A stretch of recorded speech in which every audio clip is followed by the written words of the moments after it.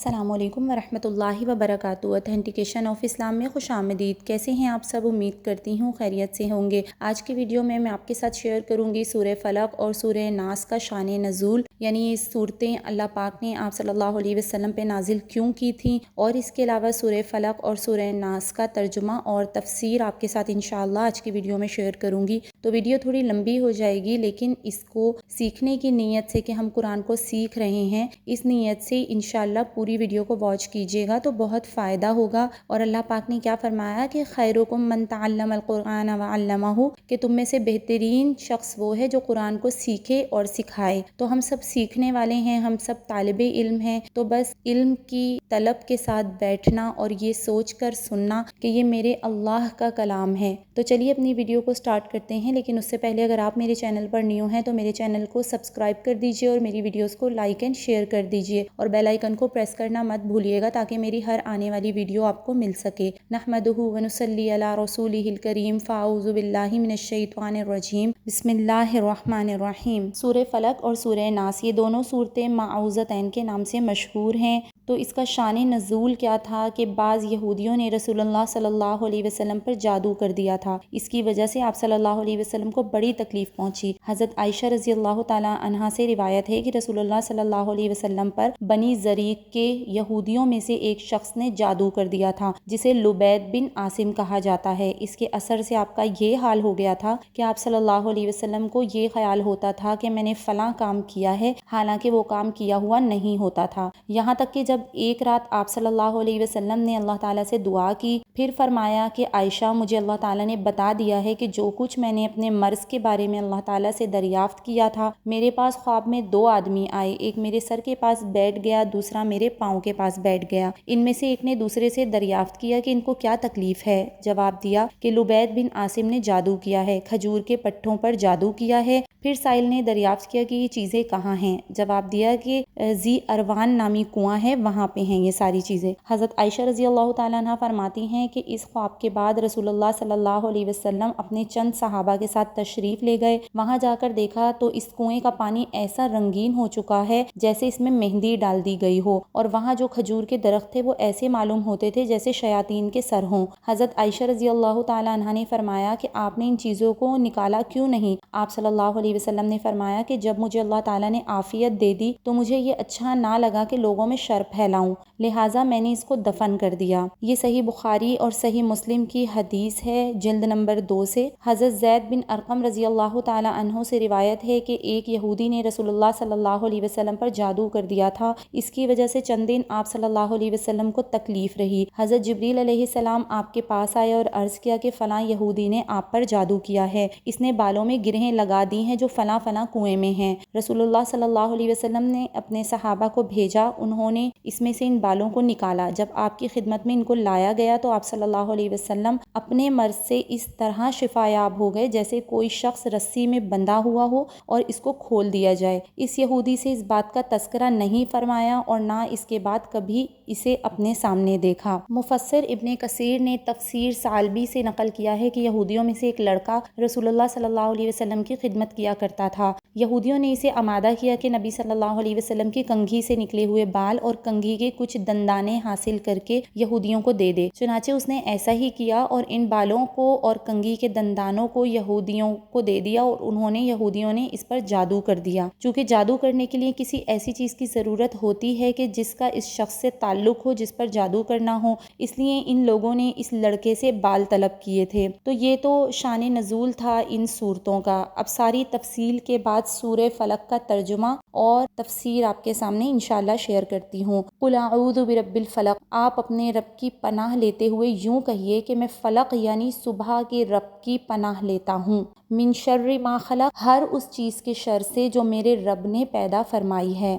لفظ فلق عربی میں پھاڑنے کے معنی میں آتا ہے۔ ومنہ قولہ تعالی، جیسے اللہ تعالیٰ نے ارشاد فرمایا ان اللہ فالق الحب والنوا۔ عموماً مفسرین کرام نے یہاں فلق سے مراد صبح لی ہے، جب صبح ہوتی ہے تو اندھیرا چھٹ جاتا ہے اور صبح اس طرح ظاہر ہوتی ہے جیسے اندھیرے کو پھاڑ کر روشنی ظاہر ہو گئی۔ بعض حضرات نے فرمایا ہے کہ فلق مخلوق کے معنی میں ہے، مطلب یہ ہے کہ سارے مخلوق کے رب کی پناہ لیتا ہوں، کچھ بھی وجود میں نہ تھا، اس نے سب کو عدم سے نکال کر وجود بخشا۔ اور من شر ما خلق، رب الفلق کی پناہ لیتا ہوں ہر اس چیز کے شر سے جو اس نے پیدا فرمائی۔ اس کے عموم میں ساری مخلوق داخل ہو گئی، انسان، جنات، حیوان، جمادات، پھاڑنے والے جانور، ڈسنے والے بچھو، سانپ، آگ، ڈبونے والا پانی، اڑنے والی ہوا، ہر وہ چیز اس کے عموم میں داخل ہو گئی جس سے کسی کو تکلیف جسمانی یا روحانی پہنچ سکتی ہے، یہاں تک کہ اپنا نفس بھی جو ہمیں کسی طرح کا بھی شر پہنچا سکتا ہے تو یہ نفس بھی اس میں شامل ہے۔ وَمِن شَرِّ غَاسِقٍ اِذَا وَقَبَ، اور صبح کے رب کی پناہ مانگتا ہوں غاسق سے جب وہ داخل ہوتا ہے۔ تو اس کی تفسیر میں آتا ہے کہ چونکہ رات کے وقت میں جنات اور شیاطین اور حشرات الارض اور موذی جانور پھیل پڑتے ہیں اور چور ڈاکو بھی عموماً رات کی تاریکی میں اپنا کام کرتے ہیں اور جادو کی تاثیر بھی رات میں زیادہ ہوتی ہے، اسی لیے رات کی اندھیری سے پناہ مانگی گئی ہے۔ غسق کا معنی تاریکی اور غاسق کا معنی اندھیرا پھیلانے والی چیز ہے، یعنی اندھیرے والی چیز، اسی لیے حضرت ابن عباس رضی اللہ تعالی عنہما نے غاسق کو رات کے معنی میں لیا ہے۔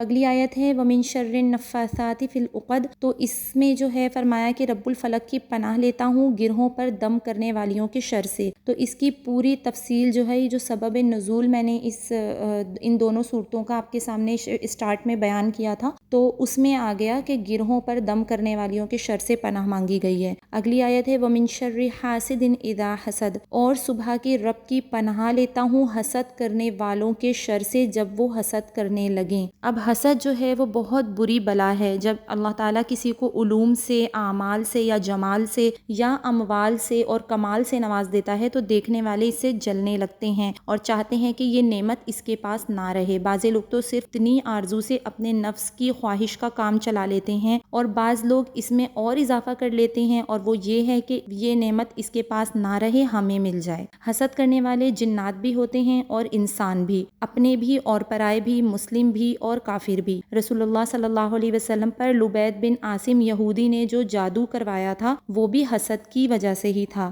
حسد دل اور دماغ کا ناس کھو دیتا ہے۔ کسی نے کیا خوب کہا ہے کہ حسد ایک کانٹا ہے، جس نے اسے پکڑا ہلاک ہو گیا۔ حسد کرنا حرام ہے، اس کے حرام ہونے کی ایک سب سے بڑی وجہ یہ ہے کہ جس کو اللہ تعالیٰ نے کچھ دیا ہے حکمت کے بغیر نہیں دیا ہے۔ اب جو حسد کرنے والا یہ چاہتا ہے کہ یہ نعمت فلاں شخص کے پاس نہ رہے تو در حقیقت یہ اللہ پر اعتراض ہے کہ اس نے اس کو کیوں نوازا اور حکمت کے خلاف اس کو اس حال میں کیوں رکھا۔ ظاہر ہے کہ مخلوق کو خالق کے کام میں دخل دینے کا کچھ حق نہیں اور نہ مخلوق اس لائق ہے کہ اس کو یہ حق دیا جائے۔ حسد ایسی بری بلا ہے کہ جو انسان کو جانتے بوجھتے ہوئے حق قبول کرنے سے روک دیتا ہے۔ یہودی بھی اسی مرض میں مبتلا ہوئے، انہوں نے رسول اللہ صلی اللہ علیہ وسلم کو پہچان لیا کہ آپ صلی اللہ علیہ وسلم واقعی اللہ تعالیٰ کے رسول ہیں، لیکن اس وجہ سے ایمان قبول نہیں کیا کہ ہمارے علاوہ دوسری قوم میں نبی کیوں آیا۔ انہیں ناگوار تھا کہ بنی اسماعیل میں سے اللہ تعالیٰ نے رسول بھیجا، اور یہ بات اپنے طور پر بنا لی تھی کہ حضرت داؤد علیہ السلام نے اللہ تعالیٰ سے دعا کی تھی کہ ہمیشہ ان کی ذریت میں سے کوئی نہ کوئی نبی ضرور رہے گا، اور آپس میں وہ یوں کہتے تھے کہ تم اس پر ایمان نہ لانا جو تمہارے دین کے تابع نہ ہو۔ جس طرح یہودی حسد میں برباد ہو گئے، حق کو قبول نہیں کیا، اسی طرح بہت سے مشرکین بھی اس مصیبت میں مبتلا تھے۔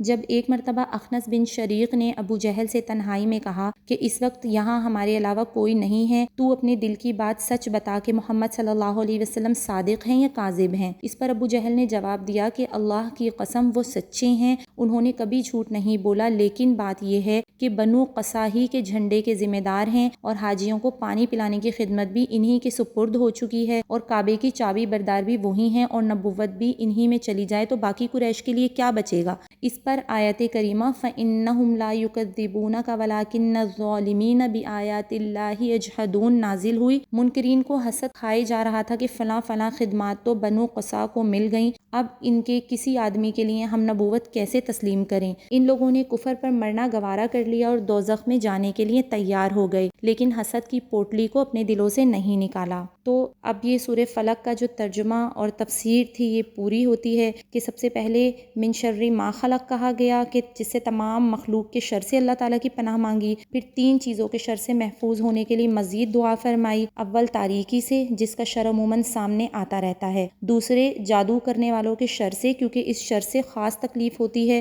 اور اس کے دفاع کی طرف ذہن نہیں جاتا، جسمانی مرض سمجھ کر علاج کرتے رہتے ہیں جس سے فائدہ نہیں ہوتا اور جادو کی تکلیف بڑھتی رہتی ہے۔ اور تیسری چیز جس سے پناہ مانگی وہ حسد کرنے والوں کا حسد ہے۔ حاسدین اپنے حسد کی وجہ سے خفیہ حرکتیں کرتے ہیں، بعض مرتبہ ان کا پتہ نہیں چلتا اور جس سے حسد کیا جاتا ہے ان کا دفاع کرنے سے عاجز رہ جاتا ہے۔ یہاں پہ سورہ فلق کی تفسیر مکمل ہوتی ہے۔ اب سورہ ناس کی تفسیر شروع کرتے ہیں۔ تو سورہ ناس کی آیت میں ہے قُلْ اَعُوذُ بِرَبِّ النَّاسِ مَلِكِ النَّاسِ الٰهِ النَّاسِ، تو اس میں پناہ مانگی گئی ہے رب الناس سے، ملک الناس سے اور الہ الناس، یعنی اللہ تعالیٰ کی پناہ مانگی گئی ہے کن سے؟ الذی یوسوس فی صدور الناس، یعنی جو پیچھے ہٹ جانے والا ہے، لوگوں کے سینوں میں وسوسہ ڈالتا ہے، یعنی کہ شیطان، من الجنۃ والناس، اور جنات سے اور انسانوں میں سے۔ ان آیات میں یہ بتا دیا گیا ہے کہ وسوسہ ڈالنے کے شر سے انسانوں کا رب ہی بچا سکتا ہے اور ان وسوسوں کے اثر سے محفوظ رکھ سکتا ہے۔ وہ لوگوں کا رب ہے، بادشاہ بھی ہے اور معبود بھی ہے۔ نفوس انسانیہ میں جو برے وسوسے آتے ہیں عموماً ایسے وساوس ہوتے ہیں جن پر عمل کرنے سے دین اور ایمان کی تباہی ہو جاتی ہے۔ اسی لیے اہل معرفت نے فرمایا ہے کہ سورہ فلق میں دنیاوی آفات اور مصائب سے پناہ مانگنے کی تعلیم ہے اور سورہ ناس میں اخروی آفات سے پناہ مانگنے کی تعلیم دی گئی ہے۔ شیاطین ایمان میں وسوسے ڈالتے ہیں اور کفر و شرک کے خیالات بنی آدم کے سینوں میں ڈالتے ہیں اور گناہوں پر بھی ابھارتے ہیں، اس لیے شیطان کے وسوسے سے پناہ مانگتے رہنا چاہیے۔ سورۃ المومنین کی آیت ہے وَقُلْ رَبِّ أَعُوذُ بِكَ مِنْ ہَمَزَاتِ الشَّيَاطِينِ وَأَعُوذُ بِكَ رَبِّ أَنْ يَحْضُرُونِ، اور آپ اللہ کی بارگاہ میں یوں عرض کیجئے کہ اے رب میں شیاطین کے وسوسوں سے آپ کی پناہ لیتا ہوں اور اس بات سے آپ کی پناہ لیتا ہوں کہ وہ میرے پاس حاضر ہوں۔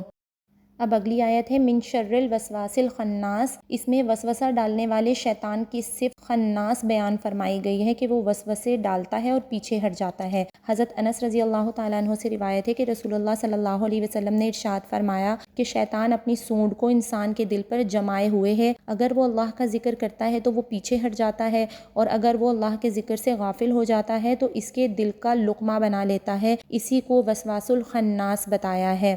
آخر میں فرمایا من الجنۃ والناس، فرمایا بھی اور یہ بتا بھی دیا کہ یہ وسوسہ ڈالنے والے صرف جنات ہی نہیں ہوتے، انسان بھی ہوتے ہیں۔ انسانوں کا وسوسہ ڈالنا اندر داخل ہو کر تو نہیں ہوتا بلکہ زبانی طور پر اپنے اقوال کے ذریعے اور جسمانی حرکات اور اعمال کے ذریعے وسوسے ڈالتے ہیں، یعنی انسانوں کو راہ حق سے ہٹانے اور کفر و شرک اور معاصی میں فوائد بتانے اور دنیاوی منافع سمجھانے اور بتانے کی کوشش کرتے ہیں۔ آج کل تو انسانی وسوسوں اور گمراہی کے آلات کی اتنی کثرت ہو گئی ہے کہ زبانی باتیں، لیڈروں کی تقریریں، بے شرمی پھیلانے والے رسالے، ٹیلی ویژن اور اس کے پروگرام، انٹرنیٹ جیسی چیزیں انسان میں برائی کے جذبات داخل کرتی ہیں جس کے جراثیم اور اثرات سے انسان برے اعمال اور بری حالت میں مبتلا ہو جاتا ہے۔ وسوسہ ڈالنے والے انسان کی شرارتیں اور حرکات بعض مرتبہ جنات کے وسوسوں سے بھی زیادہ اثر انداز ہوتی ہیں۔ اس اعتبار سے انسان کا ہم جنس اور آپس میں میل جول بھی زیادہ رہتا ہے اور انسان کو اپنا ہمدرد بھی سمجھتا ہے۔ شریر انسانوں کے مشورے اور وسوسے انسان کو زیادہ متاثر کر دیتے ہیں اور اس اعتبار سے شیطان وسوسے ڈالنے والا نظر آتا ہے۔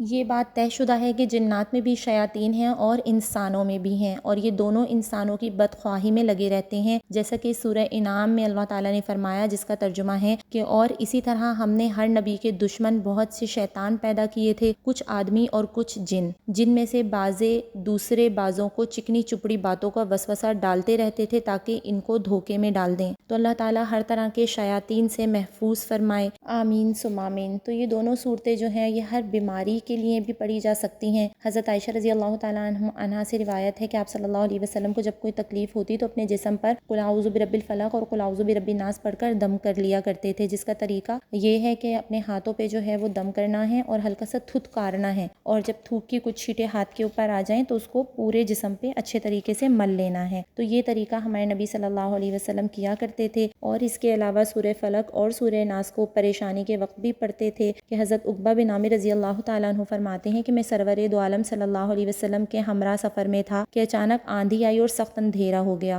حضور صلی اللہ علیہ وسلم سورہ قل اعوذ برب الفلق اور سورہ قل اعوذ برب الناس کے ذریعے اس مصیبت سے اللہ کی پناہ مانگنے لگے، یعنی ان کو پڑھنے لگے، اور فرمایا کہ عقبہ ان صورتوں کے ذریعے اللہ کی پناہ حاصل کرو، کیونکہ ان جیسی کوئی چیز نہیں جس کے ذریعے کوئی پناہ لینے والا پناہ حاصل کرے۔ اور اس کے علاوہ رات کو سوتے وقت بھی آپ صلی اللہ علیہ وسلم یہی کیا کرتے تھے کہ 3 صورتیں قل هو اللہ احد، قل اعوذ برب الفلق اور قل اعوذ برب الناس یہ پڑھ کے اپنی دونوں ہاتھوں کی ہتھیلیوں کو ملا کر اس پر پھونک مارتے تھے، اور کسی جگہ آتا ہے کہ ہلکا ہلکا تھتکارتے تھے، اور اس کے بعد چہرے پہ اور پورے بدن پر جہاں جہاں ہاتھ جاتے تھے اس کو پھیر لیتے تھے۔ تو اللہ تعالیٰ ہم سب کو کہنے سننے سے زیادہ عمل کی توفیق عطا فرمائے۔ اگر آپ کو میری یہ ویڈیو پسند آئی ہو تو میرے چینل کو لائک، شیئر اینڈ سبسکرائب کر دیجئے، اور اس ویڈیو کو قرآن کی اشاعت سمجھتے ہوئے آگے شیئر کر دیجئے۔ اللہ تعالیٰ آپ کو جزائے خیر عطا فرمائے۔ اسی طرح کی اور بہت ساری اوتھینٹک ویڈیوز کے لیے دیکھتے رہیے اوتھینٹیکیشن آف اسلام۔ السلام علیکم ورحمۃ اللہ وبرکاتہ۔